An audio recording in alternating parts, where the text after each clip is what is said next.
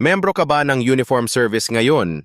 5 maaring dapat gawin habang nasa serbisyo upang masiguro ang matagumpay at makabuluhang karera. Magkaroon ng malinaw na layunin at plano. Tukuyin ang iyong mga layunin sa karera at gumawa ng planong makamit ang mga ito. Tiyaking ang iyong mga aksyon ay aligned sa iyong mga pangarap at ambisyon. Patuloy na pag-aaral at pagsasanay. Maglaan ng oras para sa patuloy na pag-aaral at professional na pag-unlad.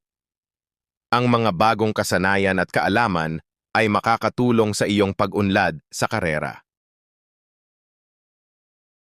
Magtayo ng malakas na relasyon at network.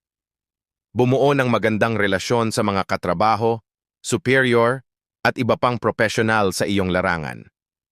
Ang malakas na network ay makakatulong sa iyo sa mga pagkakataon sa hinaharap.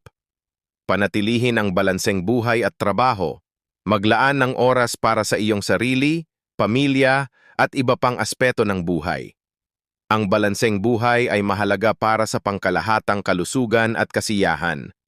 Pagbutihin ang komunikasyon at pamumuno. Paunlarin ang iyong kakayahan sa komunikasyon at pamumuno. Ang mga kasanayang ito ay mahalaga sa epektibong pakikipag-ugnayan at pamamahala sa trabaho. Ang mga hakbang na ito ay makakatulong sa iyo na maging matagumpay at masaya sa iyong karera habang nasa serbisyo.